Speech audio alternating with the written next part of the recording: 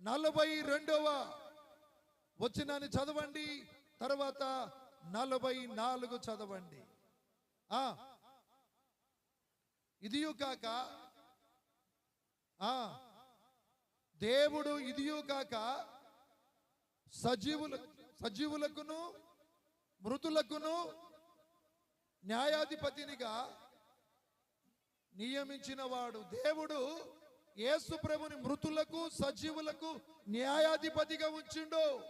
బతికిన వాళ్ళకే కాదు, చనిపోయిన వాళ్ళకు కూడా దేవుడే. అలాగనే 43వ వచనాన్ని ఆపి 44 నుంచి చదవండి. పేతురు ఇంకా ఈ మాటలు చెప్పుచుండగా అతని బోధన విన్న వాళ్ళందరూ అందరి మీదికి పరిశుద్ధాత్మ దిగి వచ్చింది. చప్పట్లు కొట్టి దేవుని మహిమ పరుద్దాం. పేతురు మాట్లాడుచుండగా ఆయన బోధన ఎందరైతే విన్నారో వాళ్ళందరి మీదికి పరిశుద్ధాత్మ దిగి వచ్చింది. ఈ రోజున నమ్మి బాప్తిస్మం పొంది మీ క్రైస్తవులమని బైబిల్ పట్టుకొని వచ్చిన మీ మీదికే కాదు, యేసు ప్రభు అంటే ఎరగని అన్య జనులు ఎవరైతే ఈ మాటలు వింటున్నారో వాళ్ళందరి మీదికి పరిశుద్ధాత్మ దేవుడు దిగి వచ్చినాడు. దేవుని లేఖనము సత్యం.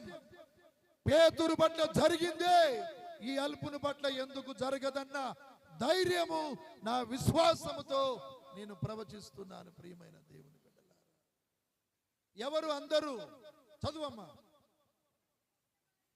సున్నతి పొందిన వారిలో పేతురుతో కూడా వచ్చిన విశ్వాసులందరూ పరిశుద్ధాత్మ వరము అన్యజనుల మీద సైతము కుమ్మరింపబడుట చూసి విభ్రాంతి నొందిరి. చప్పట్లు కొడదాం. పొందుకో, కొట్టు చప్పట్లు, కళ్ళు మూసి. Jesus power come, holy spirit miracle, mighty glory, దేవుని ఆత్మ దిగురుగాక, పరిశుద్ధాత్మ దేవుడు దిగురుగాక. ఈ రాత్రి కాలం దేవుని ఆత్మ ద్వారా కన్య గర్భము ధరించినట్టు ఆ ఆశ్చర్యము నీ పట్ల దేవుని ఆత్మ ద్వారా నీ పట్ల కార్యము జరుగునుగాక. పేతురుతో వచ్చిన వారిలో సున్నతి పొందిన వారు, తర్వాత అన్యజనుల మీద సైతము. సున్నతి పొందిన వాళ్ళంటే ఇజ్రాయేలీయులు, సున్నతి పొందని వాళ్ళంటే అన్యజనులు, గ్రీసు దేశస్థులు, సమరియా దేశస్థులు. వాళ్ళందరి మీదకి ఆత్మ దిగి వచ్చింది. పేతురు అంటే వచ్చిన వాళ్ళందరూ కూడా విభ్రాంతి నొందారట. నేను క్రైస్తవుల కొరకు వస్తే, మేము ఇజ్రాయేలుల కొరకు వస్తే, మేము సున్నతి పొందిన వాళ్ళ కొరకు వస్తే అన్యజనుల మీదకి ఆత్మ దిగి వచ్చింది. వాళ్ళు ఆత్మను పొందుకున్నారు. ఏమిటి విచిత్రం అంటే యేసు ప్రభు కొందరికి కాదు, అందరికి ప్రభువు. యేసు క్రీస్తు అందరికి. 10వ అధ్యాయం 34వ వచనం, 35, 36వ వచనాలను మనం చదువుకుందాం. దేవుడు పక్షపాతి కాడని ఇప్పుడు గమనించిండ్రా. మనందరి మీదకే ఈ ఆత్మ దిగి వస్తుంది అనుకున్నా. మన ఉపవాసాలను బట్టో, ప్రతి ఆదివారం మందిరానికి పోతున్న దాన్ని బట్టో వాళ్ళ అన్యజనులు, వాళ్ళు దేవుని నమ్మలేదు, వాళ్ళ పని అయిపోయిందని అనుకున్నా గాని దేవునికి పక్షపాతం లేదు. మనకున్నది పక్షపాతము గాని దేవుడు పక్షపాతి కాడు అని నేను ఇప్పుడు నిజముగా గ్రహించిన. ఎవరు దేవునికి భయపడతారో, ఎవరు దైవజనునికి గౌరవము చూపుతారో, ఎవరు నీతిని కలిగి నడుచుకుంటారో వాళ్ళని దేవుడు తన బిడ్డగా అంగీకరిస్తాడు. నువ్వు దేవుని బిడ్డగా ఉండాలంటే భయం ప్లస్ నీతిని కలిగి ఉండాలి. నిన్ను తన బిడ్డగా అంగీకరించిన తర్వాత నీ నీడను కూడా ఈ లోకాధిపతి తాకలేడు. తాకురరే, తాకలేడు. యేసు నామానికి మహిమ కలుగునుగా. నన్ను తాకితే నా ప్రభువును తాకినట్టే, నిన్ను ముట్టుకుంటే నా కనుగుడ్డును ముట్టుకున్నట్లే. కన్నుగుడ్డును కన్నురెప్ప సెకండుకు నిమిషానికి 60 సార్లు కిందికి పైకి రెప్ప ఆడినట్లు దేవుని యొక్క సంరక్షణ నీకు అంతగా ఉంటుంది. నువ్వు అటిడు కాకుండా ఉండి నా ప్రభుని అవమానానికి గురి చేస్తున్నావు గాని తప్పు అది. సున్నతి పొందిన వారికి మీదికి అన్యజనుల మీదికి ఆత్మ దిగి వస్తే పేతురు వెంట ఉన్న వాళ్ళు విభ్రాంతి నొందారట. యేసు నామానికి మహిమ కలుగు. నా ప్రభు బతికిన వాళ్ళకే కాదు, చనిపోయిన వాళ్ళకు కూడా న్యాయము తీర్చే దేవుడు ఆయన. ఇంక 8వ అధ్యాయంలో ఏం జరిగింది ఎరికేనా? ఫిలిప్పు గారు 8వ అధ్యాయంలో ఆయన సమరియ పట్టణానికి వెళ్ళాడు. సమరియ పట్టణానికి వెళ్ళి 14వ వచనం చదువమ్మ. దేవుని వాక్యమును అంగీకరించి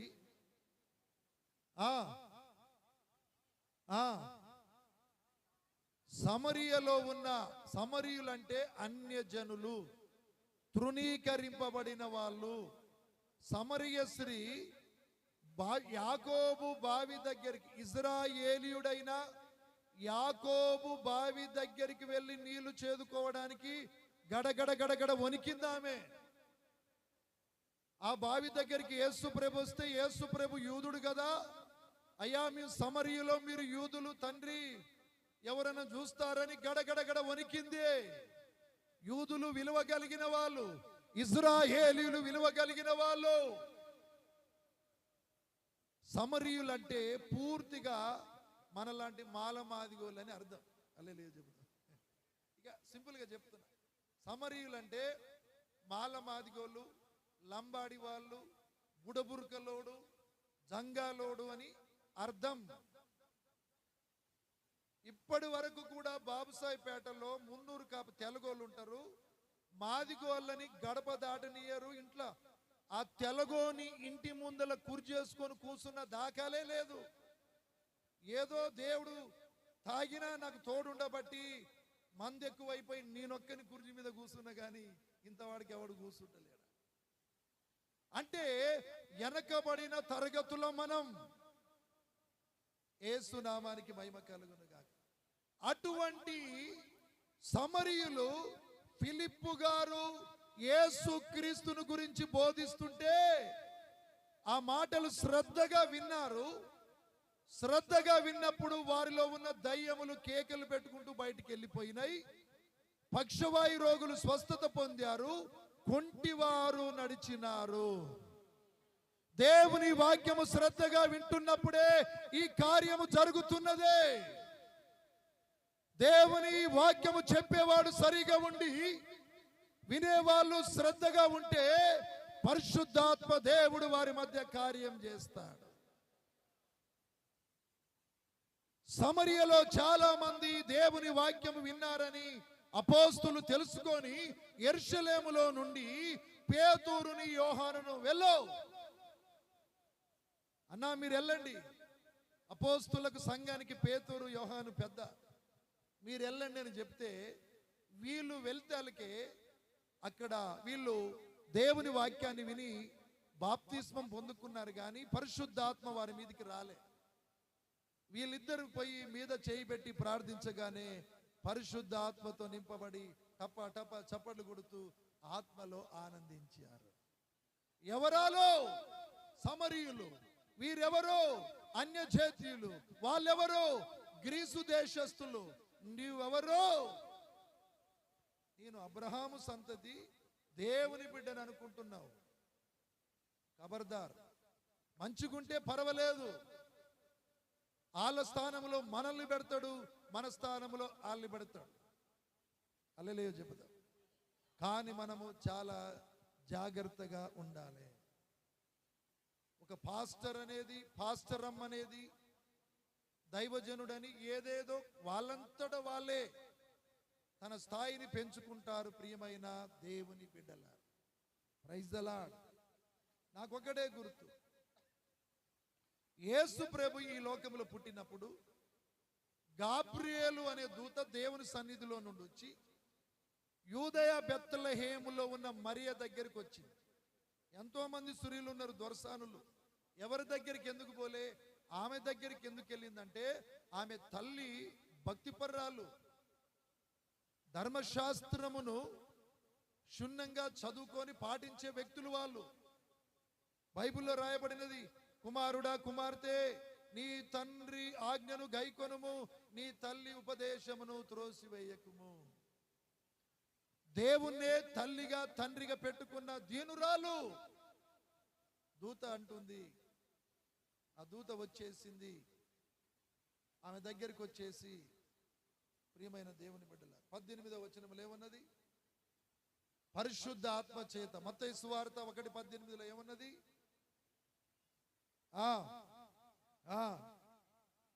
ఆయన తల్లి అయిన మరియా యోసేపునకు ప్రదానము చేయబడినది గాని వారిద్దరు ఏకము కాకముందే ఆమె గర్భము ధరించింది. అంటే ఎందుకు ధరించింది? లూకా సువార్తలో ఉంటుంది. అది లూకా సువార్త 1:34లో ఏముంటది? అక్కడ ప్రియమైన దేవుని బిడ్డలారా, సర్వోన్నతుని శక్తి నిన్ను కమ్ముకుంటుంది. పుట్టబోయే శిశువు పరిశుద్ధుడై దేవుని కుమారుడని పిలువబడతారు. ఆయనకి యేసు అని పేరు పెట్టండి. ఆయన రాజ్యమునకు అంతముండదు. ఆయన ప్రజల యొక్క పాపముల నుండి రక్షిస్తాడు. రక్షిస్తాడా? రక్షించడా? అయితే ఇక్కడ దేవుని ఆత్మ ద్వారా ఈ మరియ గర్భం ధరించి కుమారుని కన్నది. కన్న తర్వాత ఆ వార్త ఒకవైపేమో నక్షత్రము, ఒకవైపేమో ఈ గాబ్రియేలు దూత. ఇక్కడ ఈ బెత్లెహేముకు ఊరు బయట ఉన్న గొర్రెల కాపర్ల దగ్గరికి వెళ్ళి ఏమంటుంది? గొర్రెల కాపర్ల దగ్గరికి వెళ్ళి లూకా సువార్త 1:8 వచనములో, భయపడకుడి, ఇదిగో ప్రజలందరికీ కలుగబోవు మహా సంతోషకరమైన సువార్త. నాకు ఇదే బలం. ప్రజలందరికీ కలుగబోవు మహా సంతోషకరమైన సువార్త అని ఆ దూత అన్నదంటే యేసు ప్రభు, ఆ శిశువు చాలా గొప్పవాడు.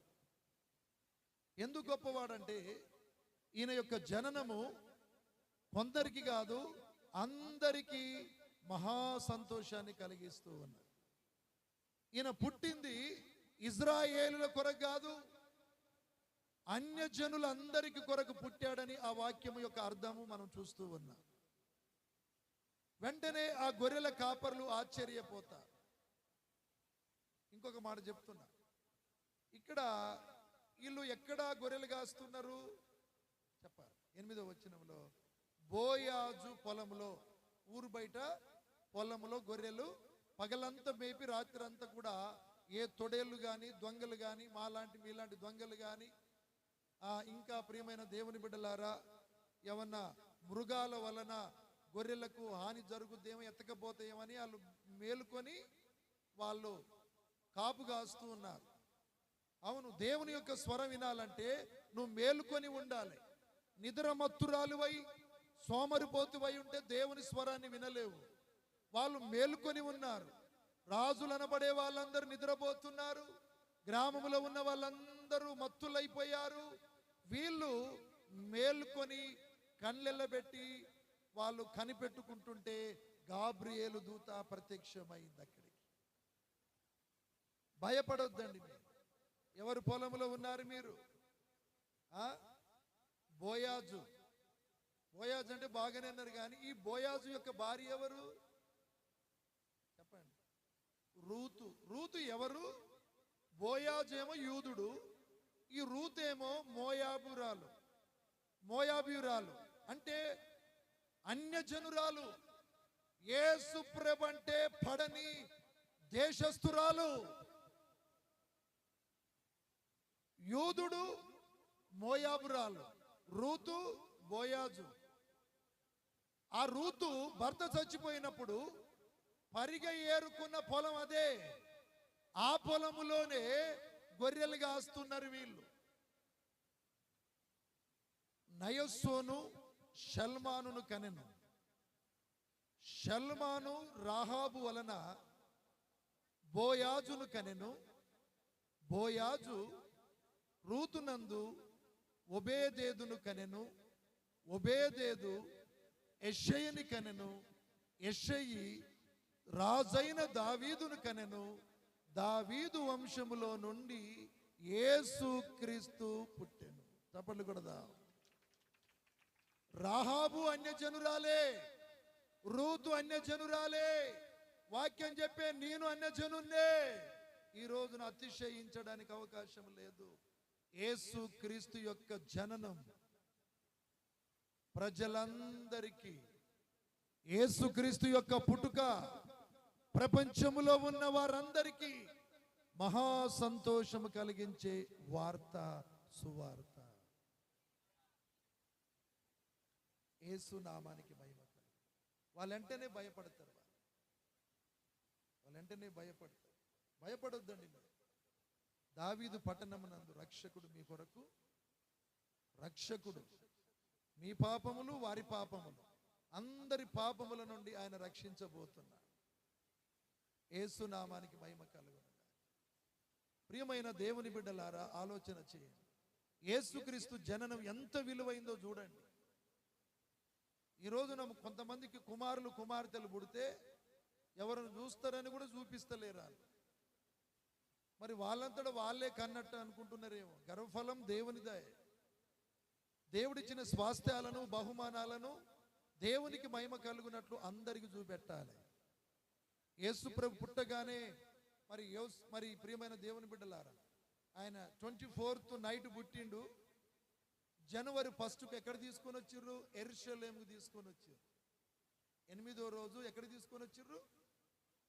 మరి మీరు ఎందుకు అమ్మ వాడు చూస్తాడమ్మా, ఈమె చూస్తుందమ్మా, చూడాలి.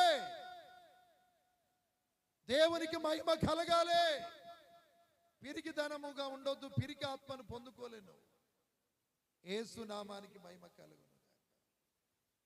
మరి యేసుక్రీస్తు యొక్క జననం బాబుసాయిపేటలో ఎంతో అద్భుతముగా ప్రతి వ్యక్తిని ఒక నక్షత్రములాగా వెలిగించిండు ఆయన. మాచినపల్లి, గంగన్నపాలెం మాచినపల్లి రోడ్డే కాబట్టి 2 పేర్లు పలుకుతున్నా. అన్యజనులు నెత్తిర పోసుకొని, నాకంటే ఎక్కువగా నెత్తిర పోసుకొని, తర్వాత బొట్లు ఇంత పొడుగు పెట్టుకొని, చాలా మంది తాగి 36 నిమిషాలు దేవుని వాక్యం విన్నారు. వాళ్ళు దేవుని వాక్యం విన్నప్పుడు పేతురు మాట్లాడుచుండగా అన్యజనులు విన్నప్పుడు వాళ్ళ మీదకి పరిశుద్ధాత్మ దిగి వచ్చిందని పేతురు వెంట వచ్చిన వాళ్ళు చూసినట్లే వారి మీద కూడా పరిశుద్ధాత్మ రాలేదని ఎలా అనగలుగుతాం? మీరేమో దేవుని ఆత్మ వచ్చిందని ఎగిరిర్రు. పాపవానికి తెలియదు, ఎగరలే గాని దేవుని ఆత్మ యొక్క ప్రభావం అనుభవించాడు. 100 మంది ఏకమై, ఆ 100 మందికి మన మధ్య ఉన్న రాజు 100 మందికి రుచికరమైన భోజనం ఏర్పాటు చేసి పెట్టాడు. వాళ్ళ ఆత్మకు సంబంధించిన ఆత్మ అపవాదిని ఎదిరించగలిగే బలము కొరకు నేను ఆత్మీయ ఆహారం అనే వాక్యమును అందిస్తా. మీరు శరీర సంబంధమైన ఆహారాన్ని మీరు మంచిగా రుచికరంగా వండండి. త్రిపురారంలో 50,000 ఖర్చు పెట్టారు. 11 మంది మన పరిచర్య టీం. ఈ రోజున కరుణాకరు వాళ్ళ తండ్రి గారిని చూసుకున్నట్లయితే ఏటేటా నేను ఆయన పుట్టినరోజు చేయకపోతే నా పుట్టినరోజు ఇప్పుడు ఉండేది కాదు.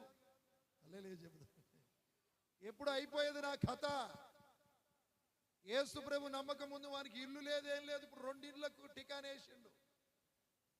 ఒకప్పుడు లెటర్ రూమ్లో బతికినోడు చేతబడి శక్తులతో పీడింపబడితే వాళ్ళ బహుమతి తీసుకొని వచ్చిండు. నేను కల్లెపల్లి చర్చ్ అని ఘనంగా చెప్పుకోను, నేను కూడా ఘనంగా చెప్పను. నన్ను మించిన మహామేధావులు ఉన్నారు. వాస్తవంగా మీ పట్ల నేను ఒక తండ్రి బాధ్యతల్లో, అన్న బాధ్యతల్లో ఉన్నాను కాబట్టి నేను మీ గురించి మాట్లాడుతున్నాను. బయటికి పోతే జీరోనే. గేటు దాటితే ఎవరు జోలికి పోను నేను. అసలు ఏ సేవకుడు ఏ మీటింగులకు పోను నేను. ఈ రోజున ఏం చెప్పాలో చెప్పాయంటే ఆయన చెప్తాడు, వాళ్ళకి అర్థమైంది, వారి హృదయాల్లో మార్పు వస్తుంది. ఈ రోజున కూడా కరుణాకరు దాదాపు 100-120 మందికి చక్కటి భోజనాన్ని ఏర్పాటు చేస్తానన్నాడు. మరి ఎలా వండిండో మాకు తెలియదు. నేను ఎంత రుచికరంగా అలా పెడుతున్నానో ఆయన కూడా అంత రుచికరంగా పెట్టాలి. అంతే. మనకు క్రమం ఉండాలి, ఒక పద్ధతి ఉండాలి. నమ్మినోనికి నమ్మనోనికి సమానంగా వేయాలి, కూర కానీ అన్నం కానీ.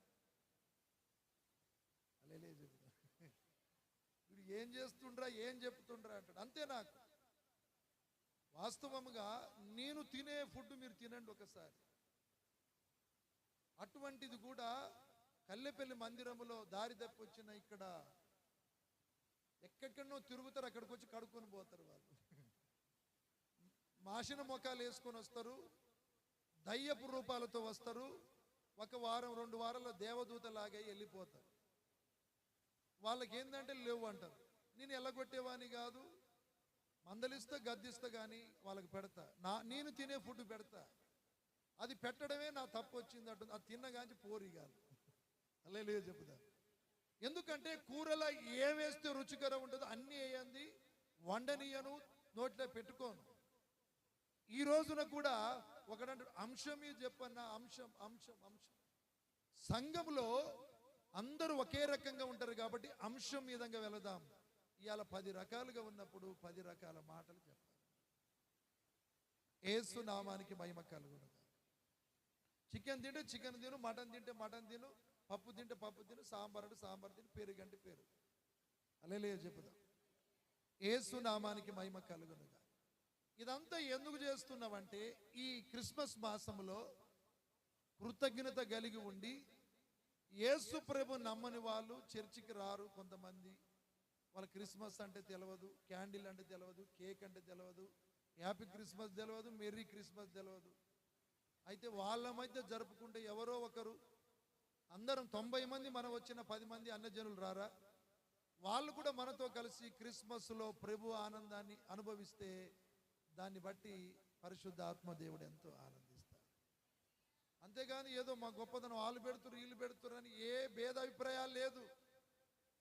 పౌలు గారు అంటాడు రోమీలకు రాసిన పత్రికల్లో 10వ అధ్యాయం 12వ వచనములో, యూదుడని గ్రీసు దేశస్థుడని ఏ భేదము లేదు, ఒక్క ప్రభువే అందరికీ దేవుడై ఉన్నాడు. ఆయన అందరినీ ఆశీర్వదించడానికి ఐశ్వర్యవంతుడు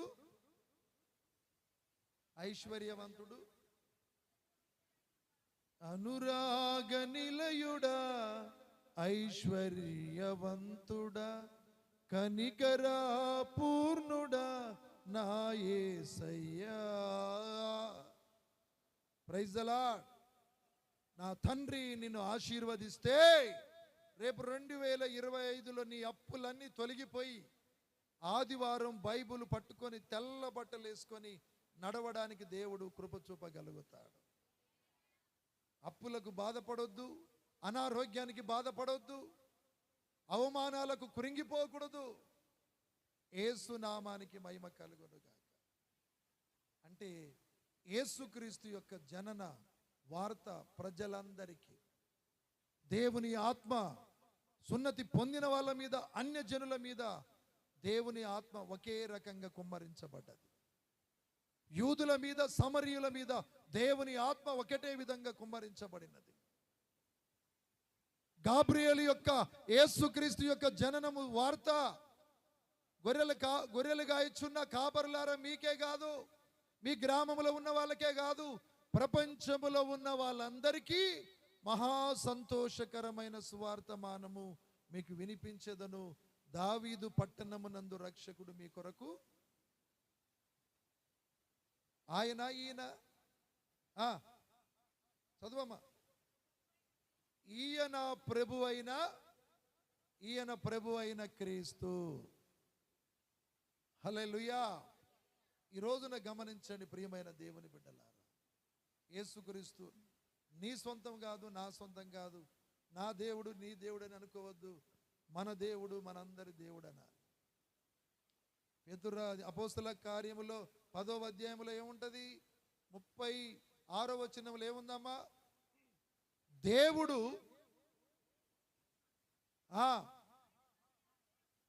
దేవుడు ఆయన ద్వారా, యేసుక్రీస్తు ద్వారా సమాధానకరమైన సువార్తను పంపినాడు. చప్పట్లు కొడదాం.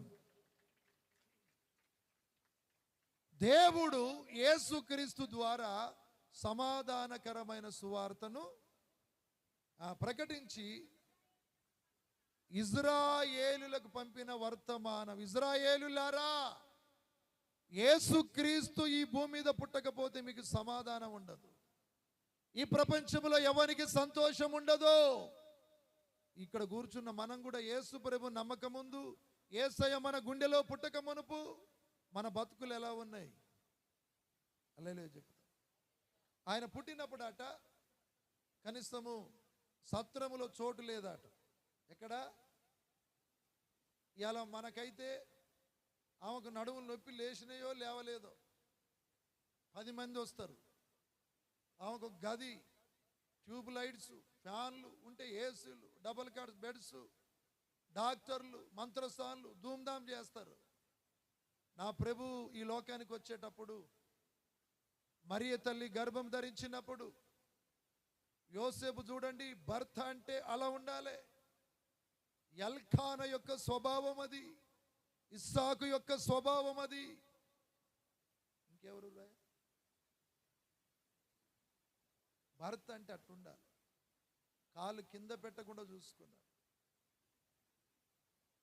ఆమె ప్రసవించిన తర్వాత ఈ లోకరక్షకుడు యేసు ప్రభువును ఆ పొత్తిగుడ్డలతో చుట్టి ఎక్కడ పెడదామన్నా గడ్డి ఉన్నది, పేడ ఉంది, పశువుల మూత్రం ఉంది, జనాలు కిక్కిరిసిపోయింది, బాటసారులందరూ సత్రం నిండిపోయిర్రు. ఆ గుర్రాలకు, గాడిదలకు, పశువులకు గడ్డేసే ఆ పశువుల ఘాటిలో యేసయ్యను పండబెట్టారు. ఇటువంటి దేవుడు ఉండా ఎక్కడన్నా? ఏ దేవుని చరిత్ర చూడు నువ్వు ఒక్కసారి. నేను చెప్తున్నా, ఏ దేవుని చరిత్ర అయినా చూసి నన్ను 4 తన్ను, నా ప్రభు కొరకు 20 ఏళ్ళు ఎవడు కొట్టలే, ఎవడో ఒకడు తన్నని. యేసు నామానికి మహిమ కలుగును. ప్రియమైన దేవుని బిడ్డలారా,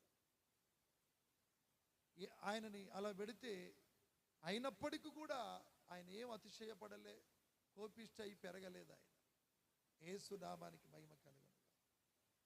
కానీ ఈరోజు నువ్వు అనుకోవాలి, ఆ సత్రంలో చోటు లేదేమో కానీ నా హృదయంలో చోటు ఉంది ప్రభు అని అను నోరు తెరిచి. ఎంత చిన్నగా అంటారు చూడు, దొంగసాడంగా ఫోన్లు మాట్లాడే నోరులై. గట్టిగా మాట్లాడో. నేను ఎట్ట మాట్లాడుతున్నా? ఏ స్త్రీ అయినా ఏదైనా నోరు జారి మాట్లాడితే భార్యకే చెప్తా నేను. అందుకనే 20 ఏళ్ళు ఎవరు నాకు చేయరు ఫోన్లు. మమ్మీ ఈయనకి చేసిన దానికంటే ఇంకో రూట్లో పోయింది మంచి. ఈయన వల్ల ఏ రకంగా ప్రయోజనం లేదు. ఈడే మొగోడమ్మని చెప్పి 2 3 అన్నారు. ప్రియమైన, నేను బిడ్డలాగా చూస్తుంటే, నీ తల్లి లాగా నేను భావించుకుంటుంటే, మరి నేను బహిరంగంగా ఎందుకు చెప్పకూడదు? నేను ఏరే రకంగా ఉంటే నీ దారిలో నేను వద్దును. యేసు నామానికి మహిమ కలుగును. ఇంకో దారిలో పంపుతాడు. నేను నీ దారిలో వచ్చిందనుకో ఇంకో దారిలో పంపుతాడు. కాబట్టి మీరు కరెక్ట్ గట్టిగా నాతో చెప్పండి, అయ్యా ఆ రోజున సత్రములో నీకు చోటు లేదని వాక్యములో రాయబడినది. కానీ ఈరోజు ఈ కొత్తపల్లి గ్రామములో ఈ ఆరాధనలో పాల్గొన్న తర్వాత దినదినము నా హృదయములో నీకు చోటిస్తాయా? ఏ వ్యక్తులకు చోటియను, ఏ శక్తులకు చోటియను. నీవు నా రక్షకుడవు, నా దేవుడవు, నన్ను క్షమించయ్యా. అంత గట్టిగా రాలేదు. హల్లెలూయా చెప్పుదాం. సంతోషంగా ఉన్న వాళ్ళందరూ. అంటే ఈరోజు చెప్తున్న అంశం ఏమిటంటే, యేసుక్రీస్తు కొందరికి కాదు అందరికీ ప్రభువు, అందరికీ దేవుడు. ఆయన యొక్క జనన వార్త కల్లెపల్లికి కాదు, ఈ కొత్త పెళ్ళికే కాదు, లేకపోతే మీ ఇంటోళ్ళకే కాదు, మన గ్రామానికి, మన కాలనీకి, మన దేశానికి మొత్తము కూడా. సంతోషంగా ఉన్నారు, చప్పట్లు కొడదాం.